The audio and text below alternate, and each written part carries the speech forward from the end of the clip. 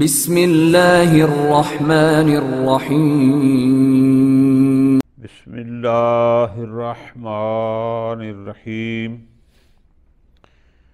الباب الرابع التعرف علی صفات اللہ تعالی۔ ایک اور بحث ہے، وہ یہ ہے کہ آیا ہم اللہ تبارک و تعالی کی صفات کی معرفت حاصل کر سکتے ہیں یا نہیں؟ جیسے بحث تھی جبر و اختیار کی، یہ بحث معرفت صفات خدا بھی اسی طرح ہے۔ اس میں بھی کچھ لوگ افراط اور کچھ تفریط کا شکار ہیں۔ بعض لوگ اس بات کے قائل ہیں کہ جیسے انسان ہوتا ہے، اس کا گوشت ہے، اس کی ہڈیاں ہیں، اس کا خون ہے، جیسے اعضاء ہیں، اللہ بھی اسی طرح ہے۔ یہ لوگ بہت پیچھے چلے گئے ہیں، اللہ کو انسان سے تشبیہ دی۔ دوسرے لوگ مقابل میں آ گئے افراطی، انہوں نے کہا اللہ کی صفات کی معرفت حاصل ہو ہی نہیں سکتی۔ ان کہتے ہیں فرقہ معطلہ۔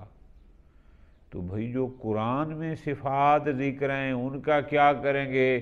وہ کہتے ہیں بس ان کو صرف پڑھنا ہے، تلاوت کرنی اور پھر خاموش، بس اس سے آگے کچھ بھی نہیں کرنا۔ دیکھو نا جی، ایک وہ کہتے ہیں کہ جو اللہ تبارک و تعالیٰ کو انسان سے تشبیہ دے دیتے ہیں کہ جیسے کہ انسان ہوتا ہے، اللہ بھی ایسے ہے، نعوذ باللہ من ذالک۔ دوسرے معطلہ افراطی آگے وہ کہتے ہیں ہمیں اللہ کی صفات کی معرفت ہو ہی نہیں سکتی۔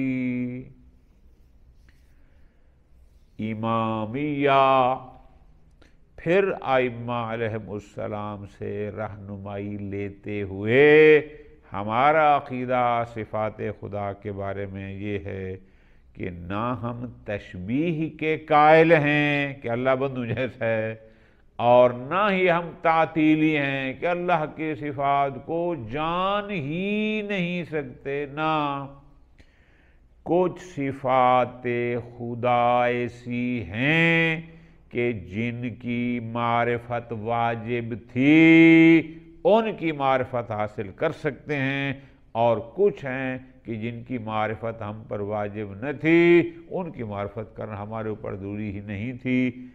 اسی چیز کو امیر المومنین نے بیان فرمایا، اور قرآن مجید میں بھی کچھ اللہ تبارک و تعالیٰ کی صفات بیان ہوئی ہیں، تو جو بیان ہوئی ہیں تو اب ان کو سمجھنا ہے، تو اور وہ صفات بیان ہوئی ہیں جو ہم سمجھ سکتے ہیں۔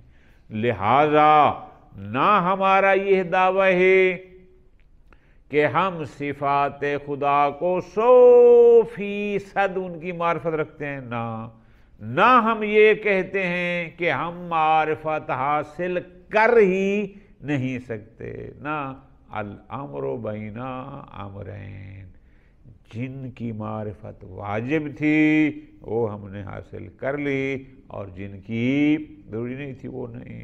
لہذا ہم ان دونوں کے، وہ جو تشبیہ والے تھے وہ تفریطی ہیں، اور جو معطلہ فرقہ معطلہ تعطیلی تھے ہم ان کو کہتے ہیں کہ افراطی۔ ایسا نہیں ہے۔ الباب الرابع التعرف علی صفات اللہ تعالی۔ یہاں کتاب پر صفات ہی ہے، یہ کمپوزنگ کی غلطی ہے، علی صفات اللہ تعالی، یعنی اللہ کی صفات کی معرفت حاصل کرنا۔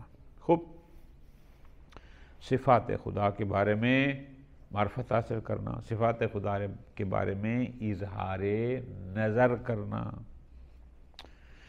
ان التعرف علی بعض صفاتہ تعالی میسور للمومن، اللہ کی 100% نہیں لیکن بعض صفات کی معرفت حاصل کرنا ایک مومن کے لیے میسر ہے۔ کیسے؟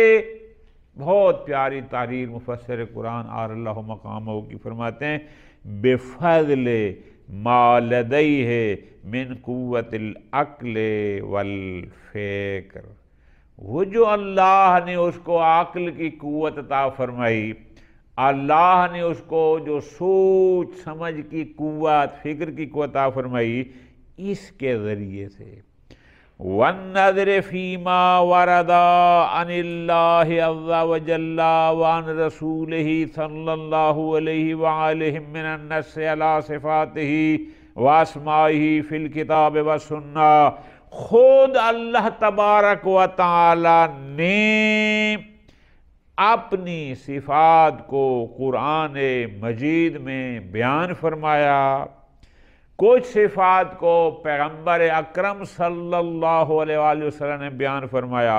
تو جو صفات قرآن و حدیث میں آئی ہیں، اگر ہم اپنے عقل کو استعمال کریں، ہم اپنی فکر اور سوچ کی قوت کو اس میں خرچ کریں اور رہنمائی لیں پیغمبر اکرم اہل بیت علیہ السلام سے، تو بعض صفات خدا کی معرفت حاصل کی جا سکتی ہے اور اس بارے میں جاننا ہو سکتا ہے۔ ہناکا فرقۃ قاموا، کچھ لوگ ایسے ہیں کہ انہوں نے کیا کہا، قاموا بتشبیہ اللہ بالانسان، انہوں نے اللہ کو انسان کے ساتھ تشبیہ دے دی کہ اللہ بھی انسان کی طرح۔ فَأَثْبَتُوا لِلَّهِ دَمًا وَلَحْمًا وَشَعْرًا وَعَظْمًا، وہ کہتے ہیں جیسے انسان کا خون ہوتا ہے اللہ کا بھی ہے، جیسے انسان کا گوشت ہے اللہ کا بھی ہے، جیسے انسان کے بال ہیں اللہ کے بھی ہیں، جیسے انسان میں ہڈیاں ہیں اللہ کی بھی ہیں۔ وَيَجُوزُ عَلَيْهِ الْمُصَافَحَةُ، اللہ کے ساتھ مصافحہ، سلام دعا کرنی جیسے ہم ادھر کرتے ہیں، یہ بھی ممکن ہے۔ والانتقال، اور اللہ کا ایک جگہ سے دوسری جگہ پر منتقل ہونا، وہ کہتے ہیں نا کہ اللہ ساتویں آسمان سے ایسے کبھی پہلے آسمان پہ آ جاتا ہے، اس قسم کی ہماری نظر میں لغویات کے کچھ لوگ قائل ہو گئے۔ یقال، ایک بات بڑی مشہور ہے کہ سئل طالب فی المدرسہ، کہ ایک بچہ سکول پڑھتا تھا تو اسے سوال کیا گیا، آپ مسلمان ہیں؟ جی مسلمان ہوں۔ بما تعرف ربک، تو اپنے رب کو کیسے جانتا ہے، کیسے تمہیں پتہ ہے کہ تمہارا کوئی رب ہے؟ قال، اس نے کہا برجلہ المحروق، آپ نے اللہ کو اس کے جلے ہوئے پاؤں کے ذریعے جانتا ہوں۔ اللہ پھر اس کا پاؤں، پھر وہ بھی جلا ہوا، کیا مطلب؟ مشیرن الی روایت واردت فی صحیح البخاری، وہ بچہ بیچارہ سچا تھا، چونکہ صحیح بخاری میں ایک روایت ہے اور وہ حدیث ہے 6661 نمبر، اس روایت میں اس نے یہ لکھا کہ لا تزال جہنم تقول، کہ جہنم میں جتنے لوگ بھی پھینکے جاتے جائیں گے ہمیشہ جہنم سے آواز آئے گی حل من مزید، حل من مزید، اور بھیجو اور بھیجو اور بھیجو، جہنم پر نہیں ہوگا۔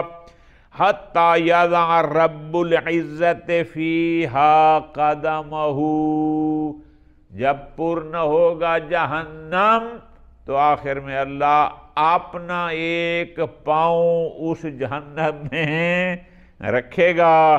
فتقول، پھر جہنم کہے گا قطو قطو، بس بس، وہ عزت کا تجھے تیری عزت کریں، اب میں پر ہو گیا ہوں۔ شاید اس بچے نے یہ حدیث پڑھی ہو، تب اس نے کہا کہ میں اپنے رب کو اس کے جلے ہوئے پاؤں کے ذریعے سے جانتا ہوں۔ خوب، یہ ہو گئے یہ لوگ کہ جو اللہ کو تشبیہ دیتے ہیں انسان کے ساتھ۔ وَفِرْقَةٌ ثَانِیَہ، ایک اور فرقہ ہے، ان کو فرقہ معطلہ کہتے ہیں، وہ مشبہہ اور یہ معطلہ۔ وہ کیا کہتے ہیں؟ وہ کہتے ہیں بِعَدَمِ إِمْكَانِ التَّعَرُّفِ عَلَى صِفَاتِ اللَّهِ تَعَالَى، اللہ کی صفات کی معرفت حاصل کرنا اصلاً ممکن ہی نہیں۔ وہ اس طرف چلے گئے کہ امکان ہی نہیں ہے کہ ہم اللہ تبارک و تعالیٰ کی صفات کی معرفت جان سکیں اور اس کے بارے میں اپنا کوئی اظہار نظر کریں۔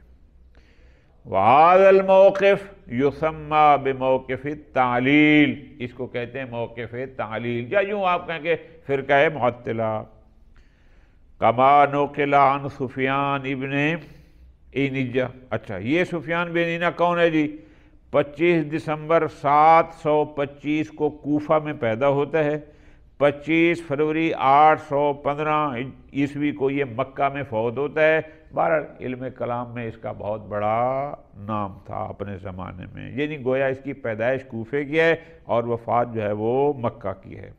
یہ سفیان بن عینیہ کیا کہتا ہے؟ وہ کہتا ہے ما وصف اللہ بہ نفسہ فی کتابہ، اللہ نے جو قرآن میں اپنی توصیف بیان کی، اپنی اوصاف بیان کیے ہیں، فتفسیرہ، اس کی تفسیر یہ ہے کہ بس تلاوتہ، اس کو پڑھو، والسکوت علیہ، اور اس کے بعد اس پر خاموش ہو جاؤ بس۔ خوب، تو ایک فرقہ مشبہ ہوگا جو اللہ کو تشبیہ دیتے ہیں بندے کے ساتھ، اور ایک ہو گیا معطلہ جو کہتے ہیں کہ اللہ کی صفات کی معرفت حاصل ہو سکتی۔ الموقف بین التشبیہ والتعلیل، لیکن ایک موقف آپ کا ہے، آپ امامیہ اثنا عشریہ کا، نہ ہم تشبیہ کے قائل کہ اللہ بندو جیسا ہے، والتعطیل، اور نہ ہم اس کے قائل کہ انسان صفات خدا کو اصلاً جان ہی نہیں سکتا، اللہ کی صفات کے بارے میں اظہار نظر کر ہی نہیں سکتا، نہ ہمارے نزدیک یہ دونوں نظریے باطل ہیں۔ هذا الموقف يختار الطریق الوسط بین هذین الموقفین، ایک موقف تشبیہ، ایک موقف تعطیل، لیکن یہ موقف یہ ہے ان دونوں کا درمیان ہے، نہ تشبیہ کے قائل ہیں اور نہ ہی تعطیل۔ اچھا جی، وَيَقُول، یہ امامیہ کا نظریہ یہ ہے کہ ان اللہ تعالی قد بینا فی کتابہ الصفات الکمالیۃ لذاتہ تعالی، اللہ تبارک و تعالی نے خود اپنی کتاب میں، قرآن مجید میں، اپنی صفات کمالیہ کو بیان فرمایا ہے۔ ابھی ہم آیات کو پڑھتے ہیں، خود اس نے اپنی صفات کمال، جو اس کی ذات کی صفات کمال ہیں، جو اس کی ذات کے لیے صفات کمال ہیں، ان کو خود بیان فرمایا۔ وَزَوَّدَ الْإِنسَانَ الْعَقْلَ وَالْفِكْرَ، اور انسان کے لیے عقل و فکر فراہم کی، زودہ یعنی اس کو ذات دیا، فراہم کی، عقل بھی دی انسان کو اور سوچنے کی طاقت بھی دی۔ يَقْدِرُ بِهِمَا، کہ انسان اس عقل و فکر کے ذریعے قدرت رکھتا ہے، فہمہ کلام ہی تعالیٰ، کہ وہ اللہ کی کلام کو سمجھ سکے، فی حدود کمال ہی و جمال، البتہ اس کے کمال و جمال کی حدود میں رہ کر، اس سے باہر نہیں نکل سکتا۔ خوب، قرآن مجید میں اللہ نے کہاں اپنی صفات کو بیان فرمایا؟ یہ سورہ جاسیہ آیت نمبر 37 خود بیان فرما رہا ہے، وَلَهُ الْكِبْرِيَاءُ فِي السَّمَاوَاتِ وَالْأَرْضِ وَهُوَ الْعَزِيزُ الْحَكِيمُ، عزیز بھی کہہ رہا ہے اپنے آپ کو، حکیم بھی کہہ رہا ہے اپنے آپ کو، یہ صفات ہیں۔ سورہ حشر آیت نمبر 24، اب اس میں یوں فرماتا ہے، هو اللہ الخالق البارئ المصور له الاسماء الحسنى یسبح له ما فی السماوات والارض وهو العزیز الحکیم۔